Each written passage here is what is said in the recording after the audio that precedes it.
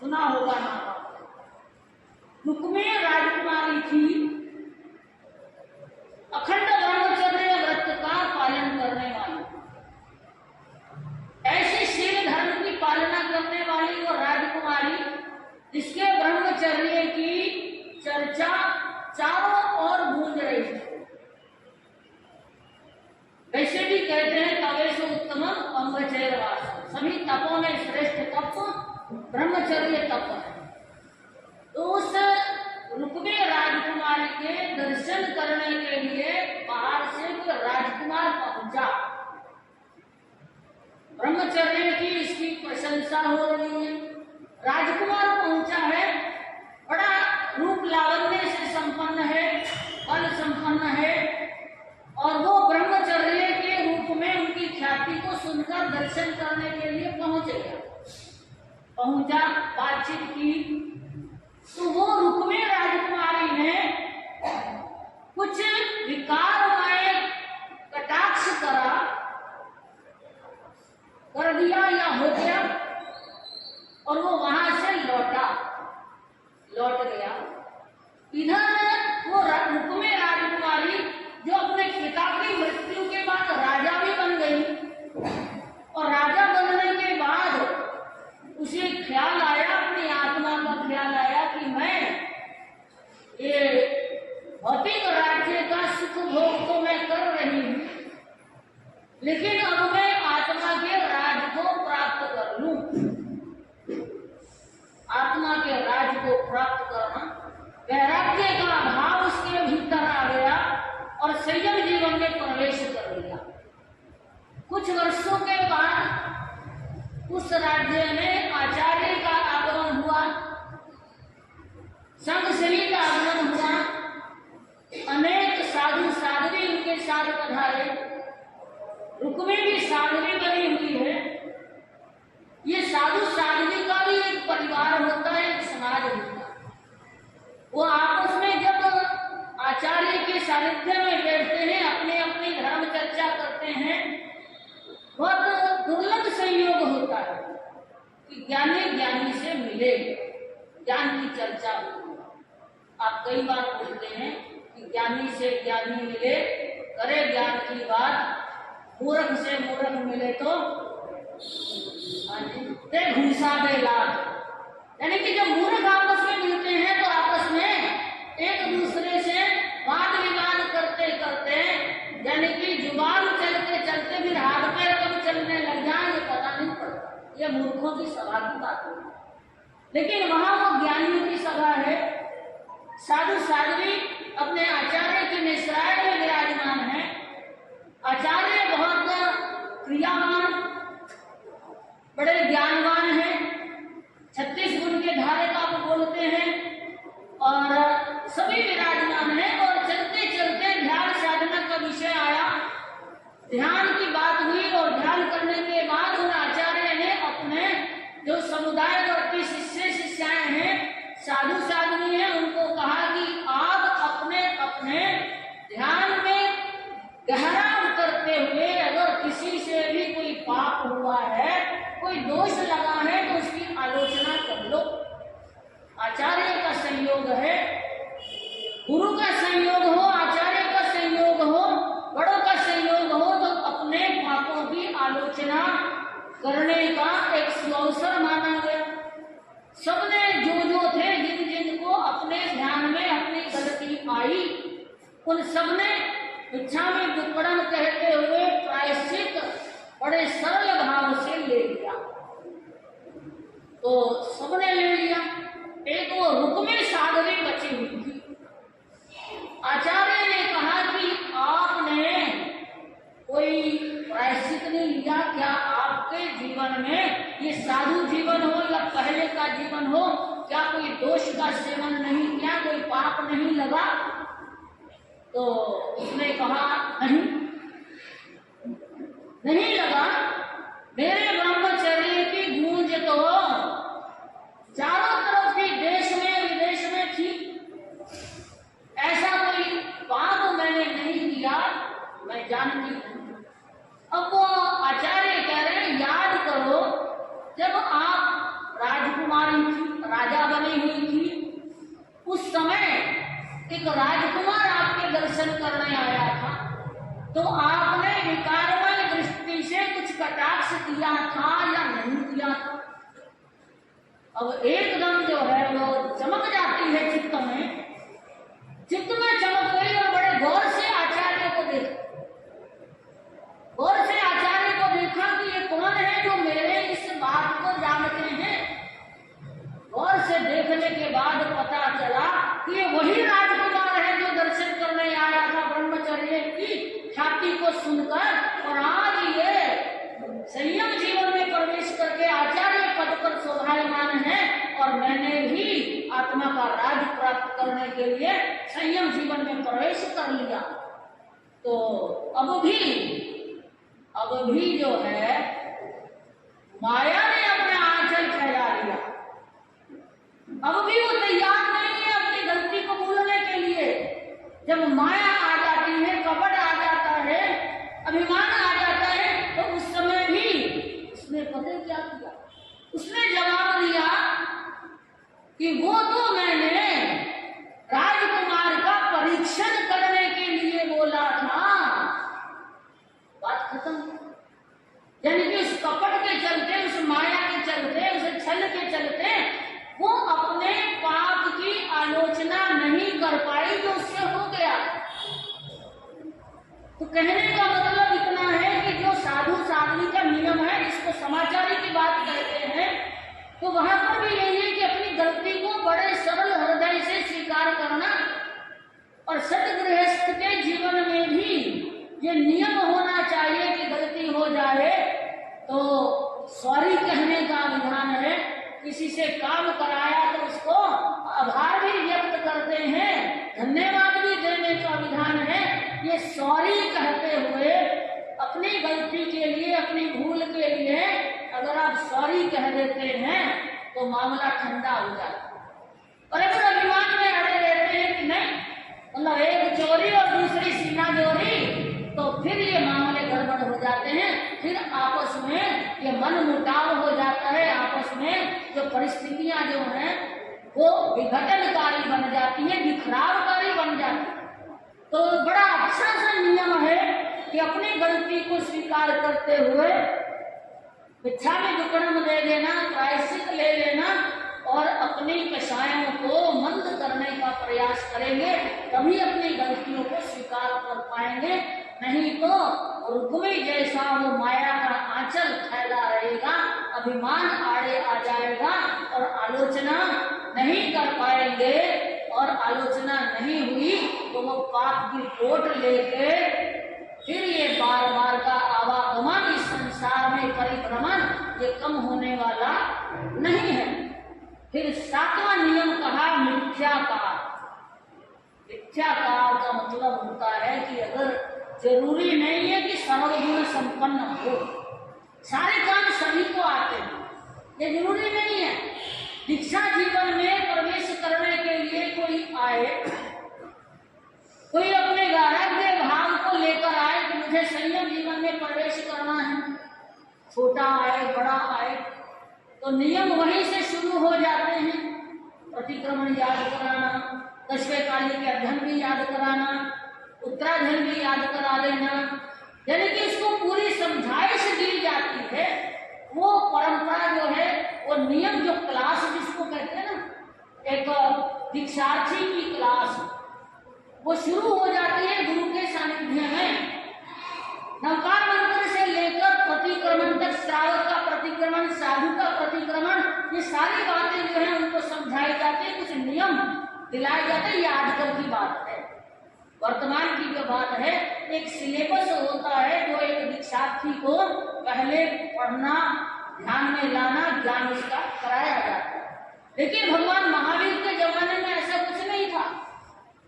जब आया अर्जुन वाली जैसा हत्यारा, जब आया, इतने लोगों की हत्या करके आया और आकर कहा संयम जीवन में प्रवेश करना, सुदर्शन सेठ के साथ आ गया दर्शन करने, और तत्काल में ही वो चटमंगनी पट ब्याह वाली बात होती है ना, उसी तरह दीक्षा लेना है तो भगवान ने भी कह दिया, हम देवानुक्रिया महापरिबद्ध करे, कि कोई बाधा नहीं डाली, उस समय सरलता थी, हृदय में विनम्रता थी, कोमलता थी, अपना ज्ञान आ गया, समझ में आ गई तो संयम जीवन में प्रवेश करा दिया। ये नहीं कहा कि जहाँ पहले प्रतिक्रमण याद करेगा, जब पहले 10वें काल की 4 अध्ययन याद हो जाए उसके बाद फिर को दीक्षा देंगे, ऐसा नहीं था। गज सुकुमार मुनि को भी ऐसे ही दीक्षा दी, दीक्षा ली और उसी रात में वो सिद्ध भी हो गए, क्योंकि वहां अपने हलुकर्मी जीव जिसको बोलते हैं, ये कर्मों का आधार, कर्मों का बंधन इतना जटिल नहीं था। ये इस आर्य में, 5वें आर्य में ये सारे नियम कायदे जो हैं, ये बेसिक क्वालिफिकेशन जिसको कहते हैं, किसी भी पद पे शोभायमान होने के लिए, किसी भी पद को ग्रहण करने के लिए जो मिनिमम रिक्वायर्ड क्वालिफिकेशन है वो जरूरी हो। ग्रेजुएशन हो, 10वीं हो, पोस्ट ग्रेजुएशन हो, ये अलग अलग योग्यताएं जो हैं अलग अलग विभाग में नौकरी के लिए होती है। इसी तरह साधु जीवन में भी ये बेसिक क्वालिफिकेशन है कि आपको संयम जीवन की समझ होनी चाहिए, वैराग्य पक्का होना चाहिए, सबसे बड़ी बात तो यही है, डावाडोल नहीं होना चाहिए, और फिर उसके बाद ज्ञान ध्यान से संपन्न होना चाहिए, ये योग्यता हो जाती है। उसमें भी विनम्रता पहला गुण है, तब कहीं जाकर जो है वो संयम जीवन में प्रवेश कराया जाता है।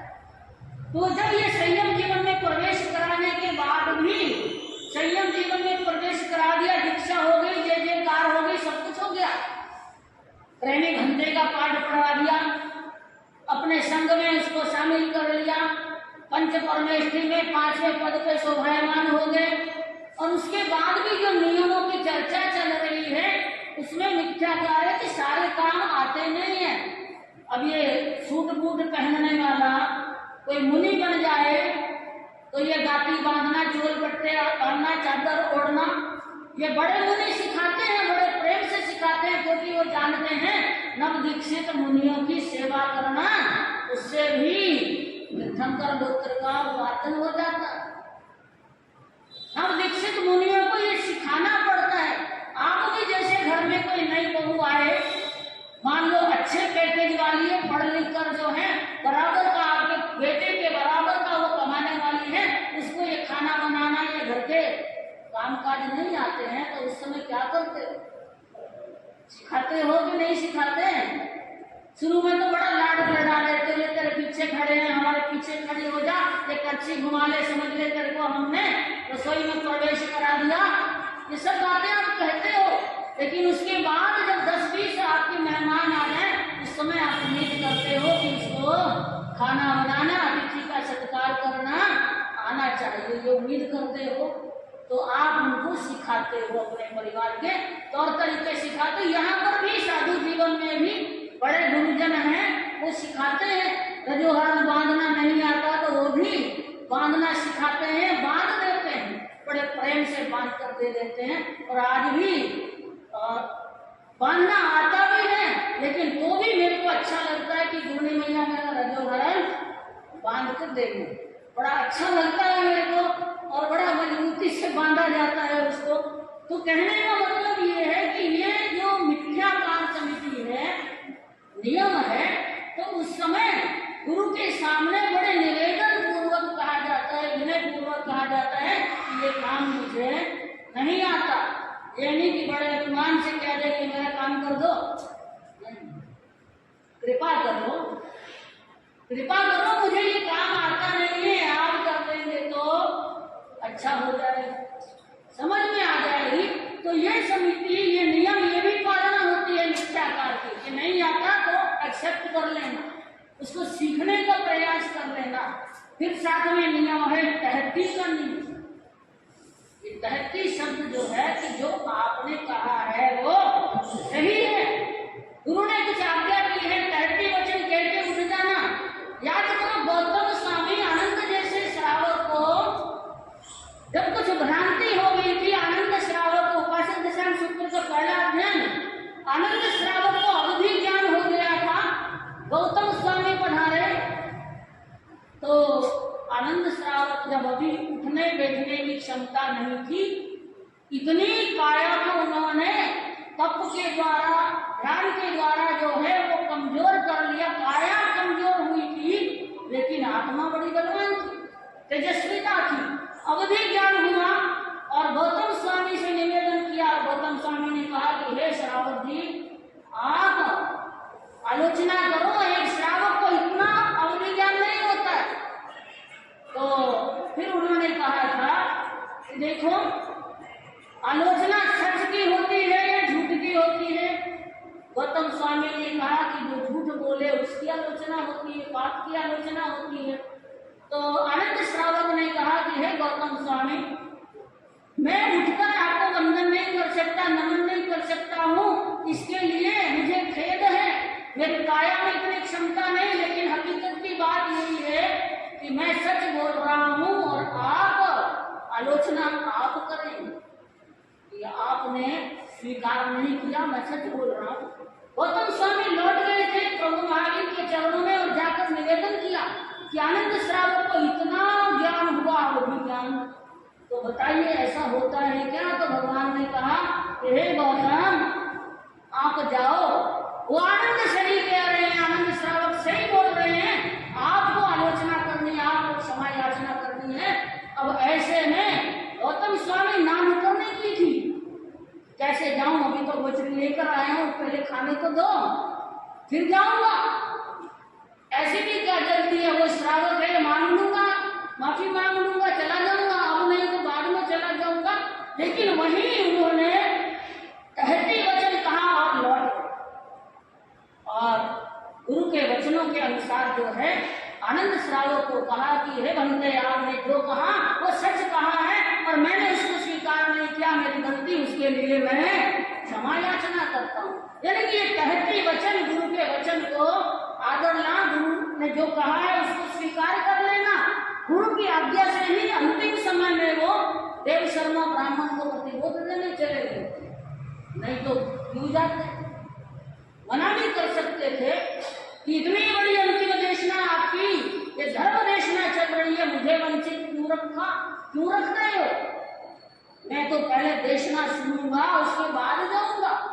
लेकिन नहीं, जो कहा उस समय तत्पर होकर कर लेना, कहते वचन कहते स्वीकार कर लेना, ये ही एक नियम है। फिर अभ्युत्थान का नियम है कि गुरु आवे जावे उठकर खड़े हो जाना, उनका सत्कार कर लेना, उनका सम्मान कर लेना। और 10वां नियम जो है, 10 नियम की बात आई थी, वो संपदा यानी कि ज्ञान प्राप्त करना है किसी अन्य आचार्य से, किसी अन्य उपाध्याय से। वो संपदा ज्ञान प्राप्त करने के लिए, मान लो कोई आपके नगर में आचार्य दूसरे संप्रदाय के आए हैं और उस समय आपके मन में है कि वो पारंगत है, उनकी पकड़ अच्छी है, तो गुरु की आज्ञा लेकर आप वहां पर ज्ञान प्राप्त करने के लिए जा सकते हैं, अपनी मन मर्जी से नहीं जा सकते। ये 10 नियम, इसके अलावा भी नियम है। काले कालम समाये, स्वाध्याय करना, गोचरी के समय गोचरी जाना, ये सब बातें जो है नियम के अंदर आती हैं। परमार्जना, प्रतिलेखना आप भी करते हैं अपने घर के अंदर, वस्त्रों की साफ संभाल करते हैं, देखते हैं, धान के डिब्बे भी देखते हैं, कोई उसमें जीव जंतु तो नहीं हो गया, इल्ली वगैरह तो नहीं पड़ गई, या सीधे महीने बाद घर आए, डिब्बे खोले, सीधा बनाया और महाराज पधारो पधारो करके, और जब डराने लगे तो उसमें देखते हैं कि कुछ चल रही है, तैर रही है ना, जीव तैर रहे हैं। उस समय क्या भाव आता है ना? तो ऐसा भाव नहीं आना। अगर पहले ही प्रमार्जना, प्रतिलेखना अच्छे ढंग से की जाती है, साधु साध्वी भी करते हैं, जहाँ तक कि कहते हैं कि कपड़े झटकना है, प्रतिलेखना करनी, तो आवाज भी नहीं आनी चाहिए, वो आवाज भी नहीं आनी चाहिए कि इसकी सलवटें निकाल लूं और ये कपड़े झाड़ लूं, ऐसा नहीं होता। ये सारा नियम जो है ये अच्छे नियम है जो हमारे लिए अत्यंत आवश्यक है। और कई बार जो है ये नहीं की जाती, घर गृहस्थी वाले भी नहीं करते, और आजकल तो आम बातें हो गई।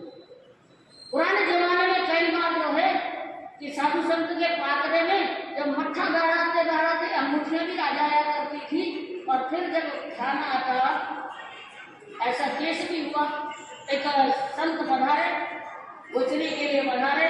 और बच्चा जो है वो बाहर से आता है, दौड़ा दौड़ा आया और कहा मैं भी गोचरी बह रहा हूँ, मैं भी गोचरी बह रहा हूँ। सीना झपटी में जो मट्ठे का वो बर्तन उठा रहे थे, वो माँ की जो अंगूठी है उस मट्ठे में चली और कटोरी से वो बहराने लगी। वो कटोरी में आ गई, कटोरी से पात्र में आ गई। और थोड़ी देर के बाद महाराज साहब गोचरी करने के लिए घर परस के आए, लेट हो गए। तो गोचरी के लिए भी बैठे ही थे, वो बच्चा दौड़ा दौड़ा आया। महाराज साहब थे, गुरुदेव एक बात पूछूं, आप जरा अपने पात्र में देखो, मेरी मम्मी की अंगूठी तो नहीं आ गई। अब वो महाराज पात्र देखते हैं, उसमें वाकई में अंगूठी दी। ले भाई ले जा तेरी मम्मी की अंगूठी, और आइंदा उनको कह देना कि थोड़ा ध्यान रखा करें, सावधानी रखें बैठाते समय। और आजकल तो ये आपके क्या बोलते स्टेपलर की पिन अक्सर आ जाती है, आप पोहे बनाते हैं अक्सर आती है हमारे पात्रों में। स्टेपलर वो पैकेट खोलते हैं, देखने का कोई काम नहीं, फटाफट खोला और धोया और अपने छोंक दिया हमने और मारा जाए तो पात्र में बहरा भी दिया। और जब देखते हैं, वैसे तो देख लेते हैं, जीवने से पहले देखते हैं, और कभी कभी वो उसमें फंस जाता है पोहे के अंदर, तो मुंह में आने के बाद भी दांत के नीचे आता है। तो कहने का मतलब ये है कि ये जो नियम कायदे हैं प्रमार्जना प्रतिलेखना, ये अगर साधु संत के लिए जरूरी है तो सतगृहस्थ के लिए भी उतने उपयोगी हैं। और अगर ये नियम पाले जाते हैं, नियमों का अच्छी तरह से पालना होती है, तो काफी कुछ जो इस तरह की स्थितियां बनती हैं वो उनसे बचा जा सकता है।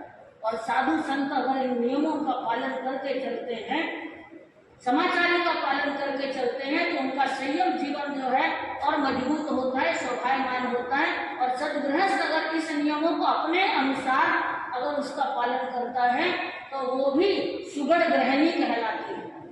तो सुगढ़ गृहिणी बनना है या उहड़ गृहिणी होना है, ये आपका चिंतन है। या आप सुगढ़ हैं या कुछ कमी है तो उसमें सुधार लाने का प्रयास करेंगे।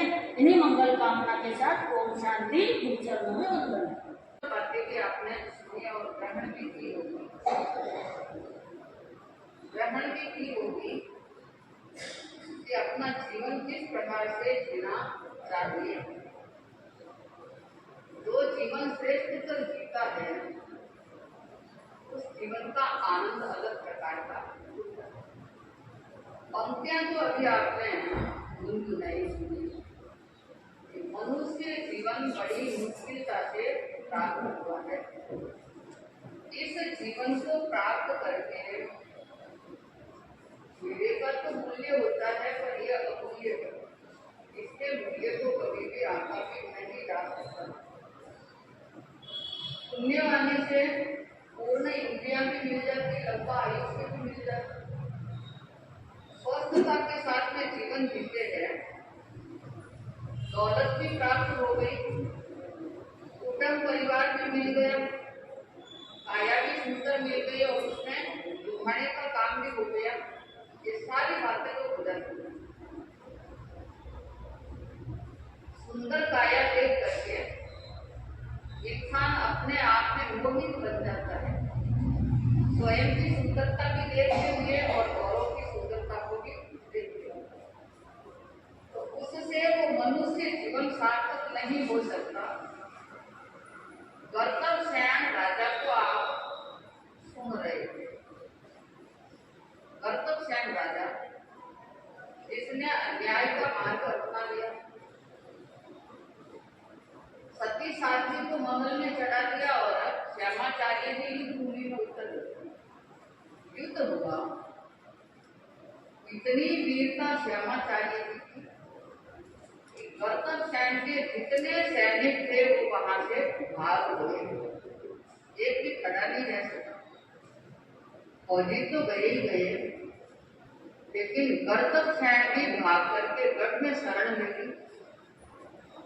इसमें ली कटारिया साहब।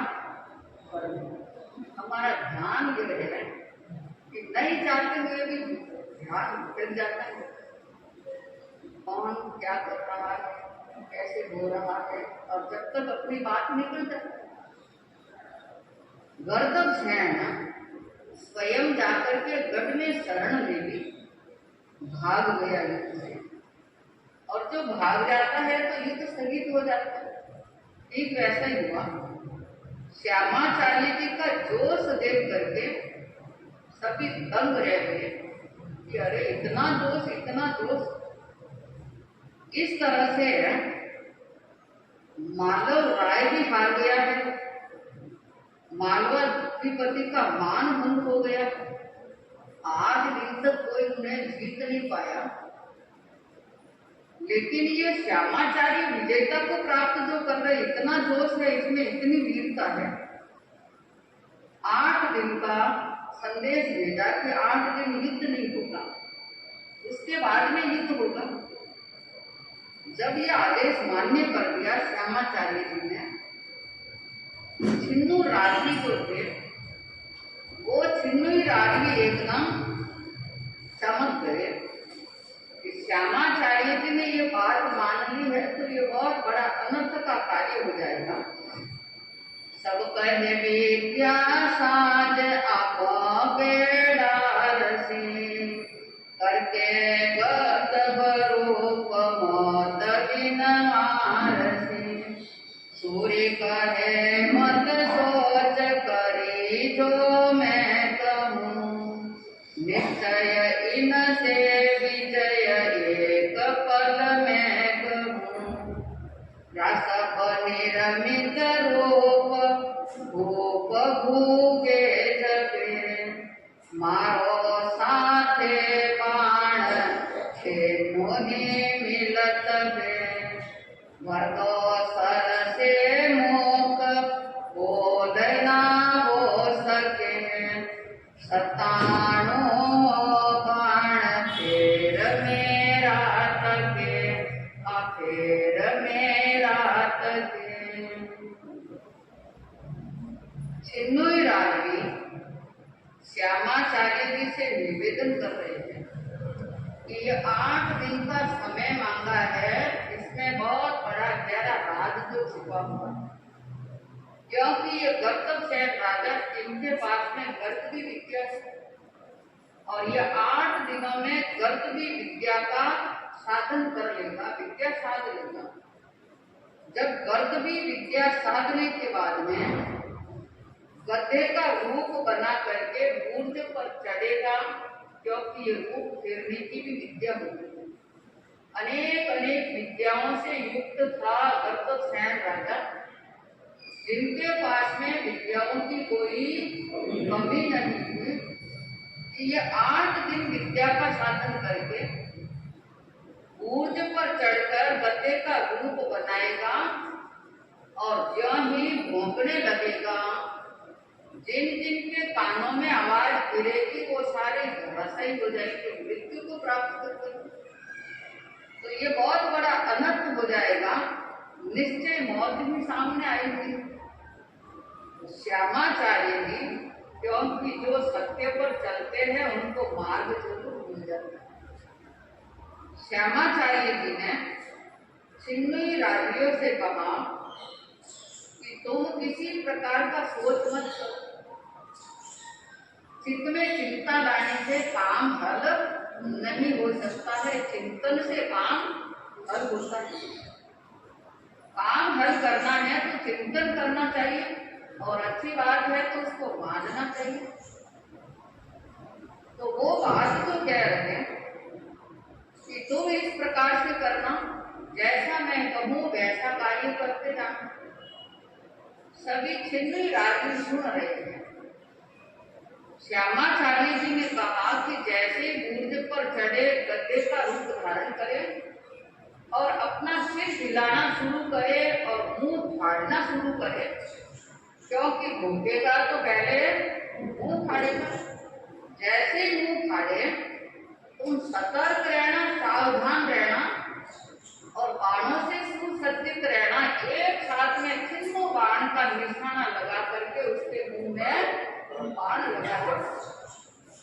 छिन्नू बाण तुम्हारे लगेंगे और 97वां बाण मेरा लग जाएगा। ऐसा कार्य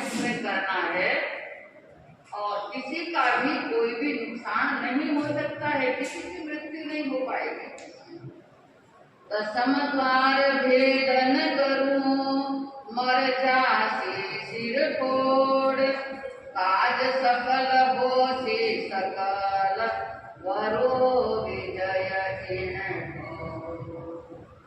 आत्मा में पक्का विश्वास है, क्योंकि जिसके वास में सत्य होता है आत्मबल से युक्त होता है। और जिनका ऐसा आत्मबल विश्वास है वो कभी भी कोई भी कार्य जिसके लिए ठान लिया है तो वो निश्चय रूप से होता ही होता है। इस तरह से बाण फेंक देना और 97वां बाण मेरा लग जाएगा, जैसे नीचे गिरेगा सिर फोड़ करके मरेगा। दुर्गति उनकी जो होगी, दसम द्वार का भेदन मैं कर दूंगा, काज सारे सफल हो जाएंगे और विजयता प्राप्त हो जाएगी। ये बात श्यामाचार्य जी ने कही और सिंधु रात्रि ने। फिर श्यामाचार्य जी कहने लगे, पेण सारा सुनो एक बात रो,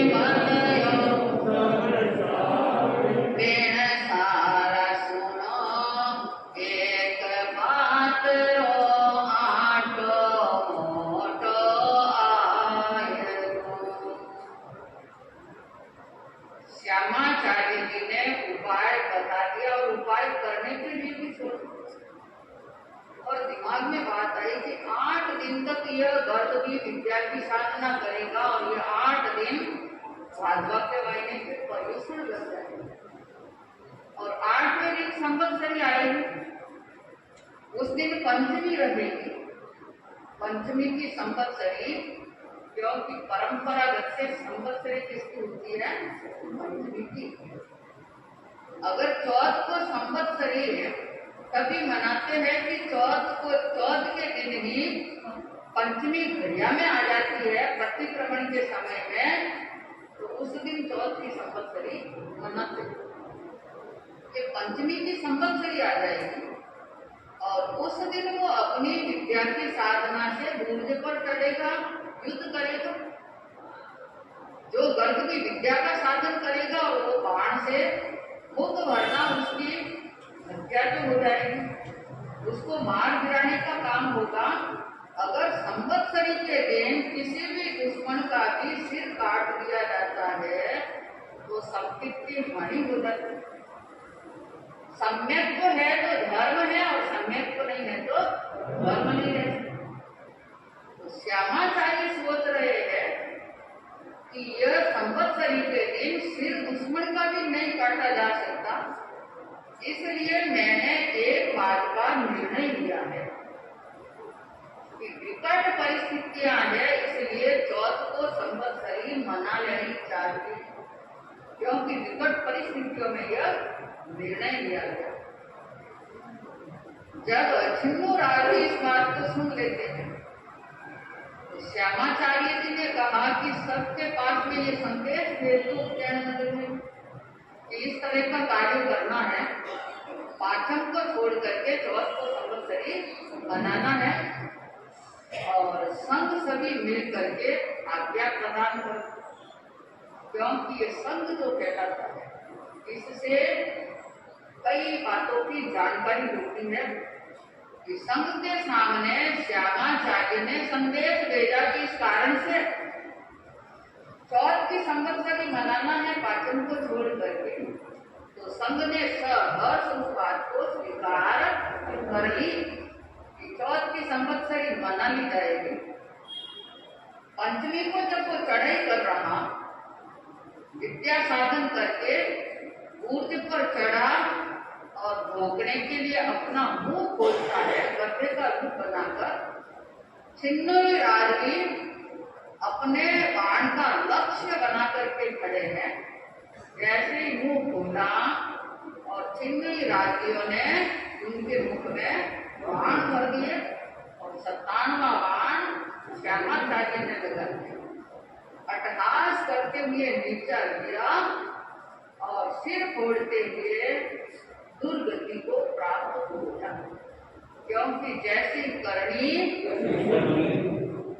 जैसी करते हैं फल वैसा ही मिलता है। इसलिए इंसान को हमेशा अच्छी करनी करनी चाहिए, अच्छे विचार रखना चाहिए, सबके सदाचार पर दृढ़ रहना चाहिए। ऐसा विषयार्थ जो बना हुआ वो मर करके दुर्गति को प्राप्त कर गए। गुरुदेव मधुकर के स्थिति महाशास्त्र की रचना है और ये इतिहास की बात है, न्याय इतिहास की बात है। जब विजेता को प्राप्त कर लेते तो अब आगे सुनेंगे समय पर।